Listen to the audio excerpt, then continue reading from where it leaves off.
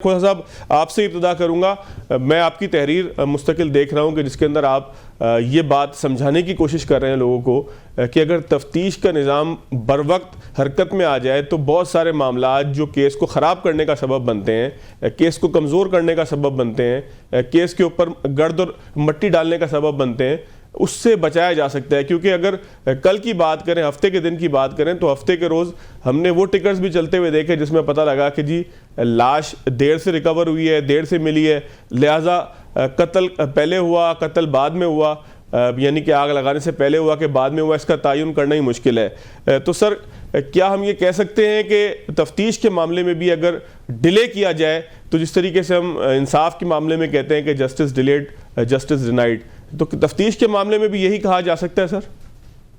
हाँ, बिल्कुल जनाब, बिल्कुल जैसे आपने फरमाया, बिल्कुल इसी तरह का कहा जा सकता है। जैसे एक बंदे का एक्सीडेंट हो जाए, उसको गोली लग जाए, उसको फर्स्ट एड की जरूरत हो, उसी वक्त इस हॉस्पिटल में ले जाना हो, और देखें उस ऐसे मौकों पे जो एम्बुलेंस है वो इसीलिए इजाद की गई है, सायरन इसीलिए है। बाहर के मुल्कों में इवन एम्बुलेंस के लिए ट्रैक अलग होते हैं। वो सिर्फ इसलिए होते हैं कि जब ऐसा इंसिडेंट कोई भी हो जाए तो फौरन जो है तो अगले बंदे को आप उसको हॉस्पिटल पहुंचा के उसका इलाज करें। सेम इन्वेस्टिगेशन भी सेम थिंग है। जब भी आपको केस कोई मिलता है या हमें केस कोई मिलता है तो हमारा पहला फर्ज ये होता है कि हम जितना जल्दी हो सके उसमें वो पेशरफ्त करें और उसमें मुल्ज़िमान को पकड़े।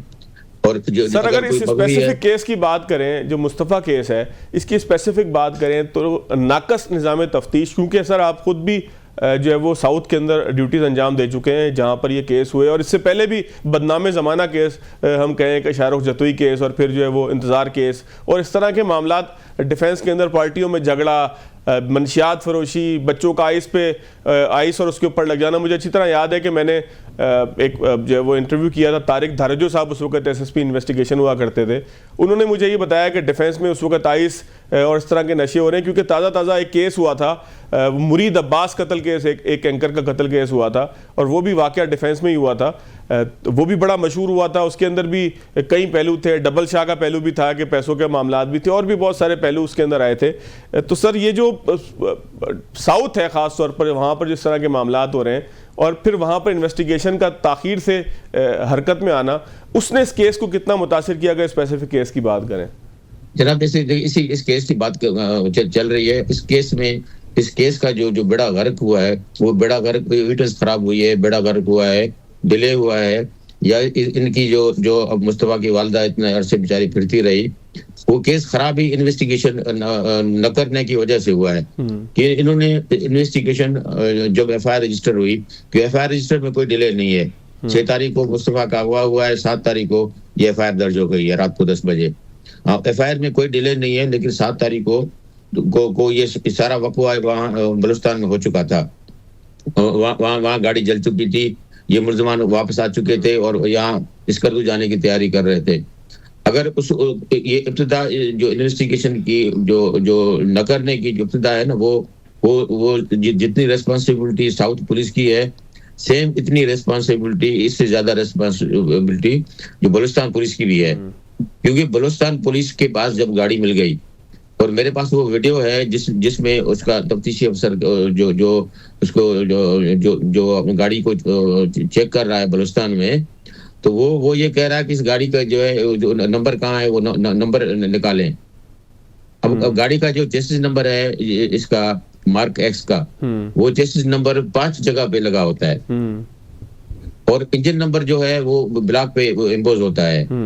वो चाहे गाड़ी को कुछ भी हो जाए, कितनी जल भी जाए, कितनी डैमेज हो जाए, लेकिन वो चीजें अपनी जगह पे इंटेक्ट रहती हैं। सिर्फ इन लोगों ने ये करना था कि क्योंकि इनको कराची और हब ये जो भी हब में ऐसा क्राइम हो रहा है या दरेजी में हो रहा है, वो सारा आउटफॉल कराची का ही है। अब इनको इतनी अकल होनी चाहिए थी कि भाई जब आउटफॉल ये कराची का है, ये कराची से ये गाड़ी आई होगी, तो सिर्फ एक अगर ये अपना ऑनलाइन भी चेक कर लेते हैं ना इस गाड़ी का चेसिस नंबर, तो उनको उसी वक्त ये पता चल जाता कि ये गाड़ी जो एफआईआर है इसकी दरख्शां खाने की, उसमें ये गाड़ी वांटेड है। कि बलूचिस्तान पुलिस अपना यहाँ की साउथ की पुलिस तो सोई हुई थी, ये तो कोई एफर्ट नहीं कर रही थी। अगर बलूचिस्तान की पुलिस का आईओ या वहाँ का एएसआई या वहाँ का एसएसपी जो, क्योंकि ये गाड़ी जो है ये नॉर्मल गाड़ी नहीं है, मार्क एक्स हर बंदे के पास नहीं है। मैंने एक्साइज से चेक किया है, टोयोटा कोरोला दूसरी गाड़ियां लाखों की तादाद में रजिस्टर्ड हैं, लेकिन मार्क एक्स जो है वो 2005 से लेकर 2025 तक, अभी तक मैंने डेटा लिया है, सिर्फ 532 गाड़ियां रजिस्टर्ड हैं। अब 532 अगर लाखों के उससे मुकाबले में अगर किया जाए ना, 532 को कोई इसमें 532 गाड़ियों पे आदमी वर्क कर सकता है, आसान वर्क कर सकता है। और उसमें डिफेंस में कितनी है, कहाँ कौन सी गाड़ी रहती है, तो बड़ा आसान है पूछना। लेकिन सर देखें, हम बलूचिस्तान की पुलिस को जो है वो बुरा भला कहें, साउथ तो सर कराची का मेरा ख्याल है सबसे तरक्की याफ्ता जिला होगा ना। कराची को भी छोड़ें आप, पाकिस्तान का एक तरक्की याफ्ता जिला होगा कि जहां पर जो है वो इतना पोश इलाका है, पाकिस्तान भर के जो है वहाँ पे बड़े बड़े सनतकार रहते हैं, अमीर लोग रहते हैं वहाँ पे, सारे क्राइम भी वहीं पे होते हैं, प्रॉपर्टी के रेट पूरे पाकिस्तान में जो है वो सबसे ज़्यादा उस इलाके के अंदर है। तो सर उस इलाके की पुलिस की जिम्मेदारी ज़्यादा नहीं है कि जिसके पास फैसिलिटी ज़्यादा है? सर उसकी वो तो उन्होंने तो ऑनेस्टली, अगर मैं इसकी जगह पे कहीं किसी अच्छी पोस्ट पे होता या एसएसपी होता ना, तो मैं इसके तफ्तीशी अफसरों को जो पहले जो थे साउथ वालों, उनको इस केस में मैं इम्प्लीकेट करके इनको चालान कर देता, क्योंकि आजकल जो है सिस्टम इतना आसान है। जैसे मोबाइल फोन अगर कोई गुम हो जाए, अगर आप मेरी लोकेशन लेना चाहें तो 5 मिनट ये पता चल सकता है कि मेरी लोकेशन कहाँ आ रही है। ये S4 जो सिस्टम लगा है, इस पे अरबों रुपया खर्च आया है। अब ये S4 का जो इन्होंने जो दिया है, लिंक दिया है, वो सीपीओ को दिया है। अब हमारा तफ्तीशी अफसर सिर्फ सीपीओ चला जाता, वहां जाके गाड़ी का सिर्फ नंबर डालना है। सर ये आपने बड़ी अहम बात की है कि S4 सिस्टम इनके पास मौजूद है। मार्क एक्स गाड़ी जो है वो, मार्क एक्स गाड़ी वो बहुत थोड़ी तादाद के अंदर मौजूद है, 500 सवा 500। बलूचिस्तान पुलिस ने वो गाड़ी रिकवर कर ली है। गाड़ी कोई खुदा ना खास्ता ब्लास्ट में टुकड़े टुकड़े नहीं हो गई, जली है। उसके ब्लॉक के ऊपर भी नंबर लिखा है, 5 जगह आप बता रहे हैं कि जी उसका नंबर जो है वो लिखा होता है। तो ये तो 4-5-6 ऐसे मामलात हैं कि जिसमें फौरी जो है वो पहुंचा जा सकता था। मैं ज़रा उबैद शाह को भी शामिल है गुफ्तगू करूँ। उबैद शाह साहब, जिस तरह से खोसा साहब तवज्जो दिला रहे हैं, तो क्या हमारा इन्वेस्टिगेशन सिस्टम एक्टिवेट नहीं होता किसी जो है वो शिकायत के पहुंचने के बाद? क्या हम FIR काट कर खामोश हो जाते हैं? ये आमतौर पे पुलिस का रवैया है या इस केस में कोई खास दबाव था पुलिस के ऊपर? क्या आपके पास खबर है वैद? इस मकान के वाक़े से पहले इत्तेफाक है कि मैं दरख्शा थाने में मौजूद था और उस वक्त 4 बच्चों की मिसिंग के केस जो हैं वो SHO के पास आए हुए थे, जिसमें से एक लड़की थी और 3 लड़के थे। और वालिदैन की तरफ से भी कहा जा रहा था कि वो डिप्रेशन का शिकार था, उसके नंबर अच्छे नहीं आए, वो नमाज भी पढ़ता था, किसी पार्टी में भी नहीं जाता था, और दूसरों के मालूम करने से वो उनकी पार्टीज़ भी होती थी।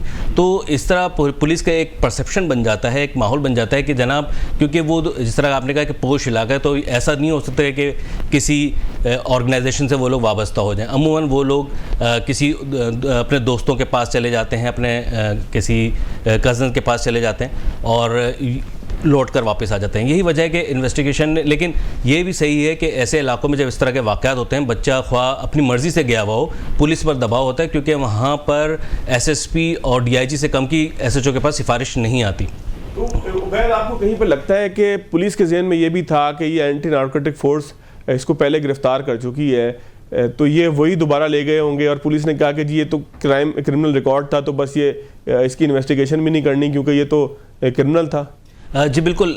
जैसे कि साउथ की हम बात कर रहे हैं, तो साथ रहने वाले पड़ोसी का भी मालूम नहीं होता कि यहाँ पे जो हमारे पड़ोस में रहता है उसका नाम क्या है, वो क्या करता है। लेकिन इन बच्चों के हवाले से इलाके में मशहूर था कि डिफेंस क्लिफ्टन के तमाम लोग जो स्कूल कॉलेजेस यूनिवर्सिटीज़ में पढ़ते हैं या उनकी कोई गैदरिंग होती है, वो इन दोनों के नाम से बखूबी वाकिफ़ थे। अच्छा, यही वजह, पार्टी बॉय थे एक तरह के। जी बिल्कुल। और ANF ने 1 हफ्ता कबल ही मुस्तफ़ा को ज़मानत पर रिहा किया था, और यही वजह है कि उनकी वालदा भी कह चुकी हैं कि वो बगैर सिम का मोबाइल इस्तेमाल करता था, और एक मोबाइल उन्होंने उसकी गाड़ी में भी डाल रखा था एज अ ट्रैकर के तौर पर। पेरेंट्स की निगलेक्शन भी साबित हो रही है। मैं सिर्फ इस प्रोग्राम को, हमारी ख्वाहिश है कि उसमें वो गुफ्तगू भी करें कि जो पेरेंट्स को भी कोई ना कोई लाएअमल ज़रूर दे। देखें, बच्चा ANF के हाथों गिरफ्तार हो चुका है, वो बगैर सिम का मोबाइल इस्तेमाल कर रहा है, किसी 2 नंबर किस्म की डिवाइस के जरिए इस्तेमाल कर रहा है, तो आपको ठटक जाना चाहिए, अपने बच्चे के गिर्द जो है वो घेरा तंग कर लेना चाहिए। एक जनरल बात हो रही है, ज़ाहिर है कि एक अफसोसनाक वाक़या मुस्तफ़ा का, मुझे इसके बैकग्राउंड नहीं पता कि उसकी वालदा ने ऐसे क्यों किया, लेकिन आमतौर पर पेरेंट्स को ठटकना ज़रूर चाहिए। मैं उबैद आपकी तरफ दोबारा आऊँगा, लेकिन ज़रा जुनैद शाह साहब, एंटी टेररिज्म कोड जो है वो मुल्जिम को रिमांड में नहीं देती, पुलिस को तफ्तीश नहीं करने देती, तो सर फिर शाह साहब पुलिस जो है वो इतनी कसूरवार तो ना हुई ना? पुलिस के ऊपर तो फायरिंग भी हुई, पुलिस पार्टी जख्मी भी हुई, फिर हम पुलिस को कसूरवार कह रहे हैं। यहाँ पे खोसा साहब बता रहे हैं ज़ाहिर है कि पुलिस का कसूर अपनी जगह है, लेकिन अदालतें भी तो जो है वो देख नहीं रही। वाइटो लगा कर सुना है जो सिंध हाई कोर्ट के अंदर इंकशाफ हुआ है कि अमेंडमेंट की गई थी उसके अंदर कि ATC कोर्ट ने जो है वो मुल्जिम को रिमांड नहीं दिया बल्कि जेल कस्टडी कर दिया। तो ये गलत तासुर है, क्योंकि इंसदाद दहशतगर्दी की अदालत ने जो कोर्ट प्रोसीजर है उसको फॉलो किया है। देखें, रिमांड लेना पुलिस का काम होता है, पुलिस कुछ भी करके जो है वो मुल्जिम का रिमांड हासिल कर लेती है अगर पुलिस को रिमांड चाहिए हो इसमें, क्योंकि देखें जज का इतना रोल नहीं होता। जज वो कानूनी तकाजे पूरे देखता है जो पुलिस पेश करती है कि आया कि उसे रिमांड क्यों चाहिए। अच्छा, जब ये मुस्तफ़ा आमिर का केस हुआ और पहला जब रिमांड पेश किया गया अरमगान का, तो पुलिस की जो नाहली थी वो सामने थी, क्योंकि पुलिस ने जब रिमांड पेपर अदालत में पेश किया तो उसमें पुलिस ने कोई ठोस शवाहिद पेश नहीं किए गए, ठोस वजूहात नहीं थी उसके अंदर। पुलिस के पास वो कहाँ से पेश करती? तो जाहिर सी बात है, तो जब वो ठोस शवाहिद उनके पास नहीं थे, ना उन्होंने ये कहा इतने अरसे में ना वो बॉडी रिकवर कर सके, ना वो गाड़ी रिकवर कर सके, सिर्फ उनका एक ये था कि हमें मुल्जिम पर शक है क्योंकि ये इसका दोस्त था, तो हो सकता है कि इसके लापता होने पर इसके मुलविस होने का खदशा है। तो इस बुनियाद पर ATC तो रिमांड नहीं दे सकती थी। हाँ, अलबत्ता जब कोर्ट की समाअत हुई तो मुल्जिम ने ये जरूर कहा कि मुझे ना जुनैद, देखें वहां पर भी सूरत हाल ये थी कि जिस केस में ATC 780 लगा वो केस था जिसमें पुलिस पार्टी को जख्मी किया गया था, मज़ाहमत की गई थी जब पुलिस पार्टी पहुंची थी उसके घर पे। तो ये कोई छोटी बात तो नहीं है ना कि कोई शहरी पुलिस पहुंचे और उसके ऊपर फायरिंग शुरू कर दे, या तो वो शहरी बहुत बड़ा कोई जो है वो माफिया से ताल्लुक़ रखता होगा। आमतौर पर इस तरह तो नहीं होता ना, पुलिस घरों में जाती है या पुलिस किसी जगह पे छापा मारे तो मज़ाहमत का मतलब तो हम आमतौर पे यही लेते हैं, उसमें तो पुलिस मुकाबले हो जाया करते हैं। तो फिर यहाँ पर शायद पुलिस ने बड़ी कोई रियायत की है। देखिए, बिल्कुल ये जो आपका जुमला था कि पुलिस की जानिब से मुल्जिम को बहुत ज़्यादा रियायत दी गई, तो शुरू में तो बिल्कुल ऐसे ही नज़र आ रहा था। देखिए, 4 मुकदमात दर्ज हुए थे इस केस के, जैसे ये वाक़या हुआ तो 4 मुकदमात थे, जिसमें से एक अगवा बराए तावान का था, दूसरा मुकदमा जो था वो पुलिस मुकाबला इक़दाम कत्ल का था, और 2 मुकदमात जो थे वो 23 असला एक्ट के थे। पुलिस ने जब पहला जो रिमांड पेश किया था वो अगवा बराए तावान में पुलिस ने जो है वो मुल्जिम का जिस्मानी रिमांड लेने की कोशिश की थी, लेकिन जब दौरान समाअत हुई तो जज ने मुल्जिम से ही पूछा था कि पुलिस ने आपको तशद्दुद तो नहीं किया, तो उस दौरान मुल्जिम ने कहा कि मुझे कमर से नीचे बेईमाना तशद्दुद का निशाना बनाया गया है। इस दौरान जज ने कपड़े उतार के भी मुल्जिम के देखे थे तो उसमें चोटों के निशान थे, काफ़ी ज़्यादा चोट। कि आप कहते हैं कि मुहर्रिक जो बना रिमांड का, जो पुलिस को रिमांड में नहीं दिया गया, जुडिशल कस्टडी किया गया, वो तशद्दुद था? जी बिल्कुल, बिल्कुल ये कह सकते हैं। ठीक है न्याज साहब, ये सवाल मैं आपके पास छोड़ के सर एक ब्रेक पे जा रहा हूँ, ब्रेक के बाद आऊँगा। तो सवाल सर यही है कि क्या अदालत ने कहीं पर जो है वो पुलिस के साथ ज़्यादती की है या निज़ाम तफ्तीश के ऊपर असरअंदाज होने की कोशिश की है, या अदालत के किसी फैसले के नतीजे में ऐसा कोई तासुर आया? क्योंकि जब हमने देखा हाई कोर्ट में पेश हुआ वो जो ऑर्डर था तो पता लगा कि वाइटो लगा कर जो है वो उसको चेंज किया था। जुनैद शाह से तस्दीक भी लेंगे। खुद से सब सवाल छोड़ के जा रहा हूँ, ब्रेक के बाद जवाब दूँगा।